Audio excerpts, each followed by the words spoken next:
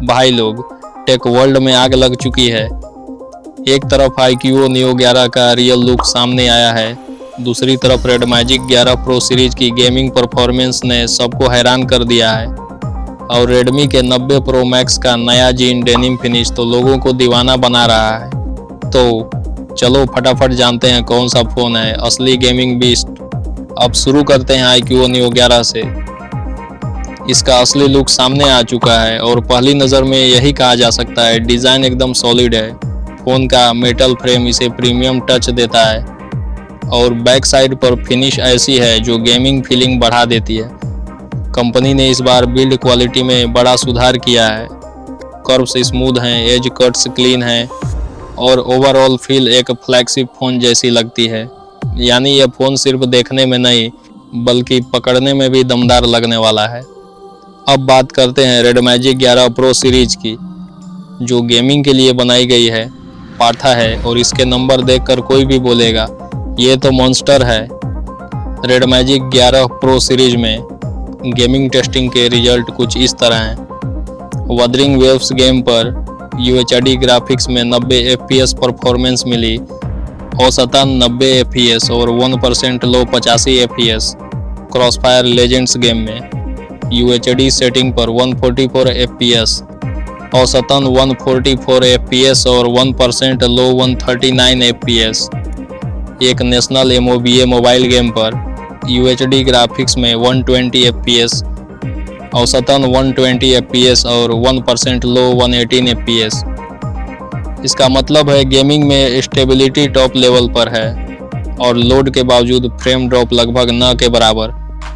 Red magic 11 pro series 17 अक्टूबर को चीन में लॉन्च होने वाली है।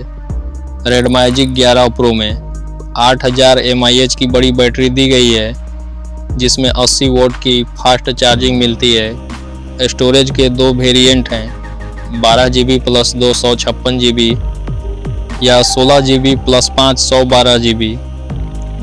वजन 230 ग्राम है और फ़ोन को IP68 रेटिंग मिली है, यानी यह पानी और धूल दोनों से सुरक्षित रहेगा। इसमें स्नैपड्रैगन 8 एलाइट जेन 5 प्रोसेसर है, जो गेमिंग और मल्टीटास्किंग दोनों में बेहद तेज है। प्रो प्लस वेरिएंट की बात करते हैं, इसमें 7500 mAh की बैटरी दी गई है, जो एक 120 वोल्ट चार्जिंग को सपोर्ट करती है। स्टोरेज के 3 ऑप्शन हैं, 12 GB plus 256 GB, 16 GB plus 512 GB या 24 GB प्लस 1 TB। यानी स्टोरेज की कोई कमी नहीं।